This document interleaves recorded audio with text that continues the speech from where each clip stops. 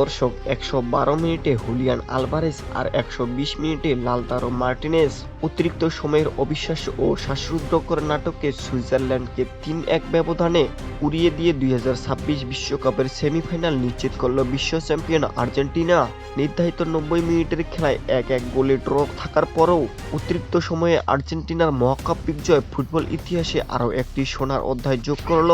কিন্তু কিভাবে শুরু হয়েছিল এই রুদ্ধশ্বাস কোয়ার্টার ফাইনাল ম্যাচ, আর কিভাবে শেষ মুহূর্তের দুই ম্যাজিকে সুইজারল্যান্ডকে স্তব্ধ করে দিল আর্জেন্টিনা, চলুন জেনে নেওয়া যাক আজকের এই ভিডিওতে। ম্যাচের শুরু থেকেই দুই দলই মাঠের প্রতিটি ইঞ্চি লড়াই করতে নামে। ম্যাচের মাত্র ১০ মিনিটেই আর্জেন্টিনাকে প্রথম উল্লাসের সুযোগ এনে দেন অ্যালেক্সিস। তবে এই গোলের পর ম্যাচে ফিরে আসতে মরিয়া হয়ে ওঠে সুইজারল্যান্ড। তারা একের পর এক আক্রমণ করতে থাকে এবং অবশেষে ম্যাচের ৬৭তম মিনিটে ড্যান অ্যান্ডোয়ারের চমৎকার এক গোলে ১-১ সমতায় ফিরে আসে সুইজারল্যান্ড দল। এরপর নির্ধারিত ৯০ মিনিটের খেলা শেষ হয় এই সমতাতেই, যার ফলে ম্যাচটি গড়ায় স্নায়ু চাপের অতিরিক্ত ৩০ মিনিটে।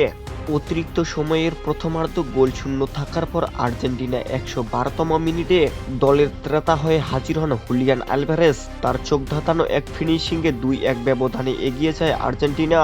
আর ম্যাচের একেবারে শেষ মুহূর্তে ১২০ মিনিট প্লাস ১ মিনিটে জিরো অ্যাঙ্গেল থেকে লাউতারো মার্টিনেজ সুইজারল্যান্ডের কফিনে শেষ পেরেকটি ঢুকে দেন। ৩-১ গোলের এই রুদ্রশ্বাস বিজয়ের সাথে সাথে রেফারির শেষ বাঁশি বাজার পর উল্লাসে ফেটে পড়ে পুরো আর্জেন্টিনা শিবির।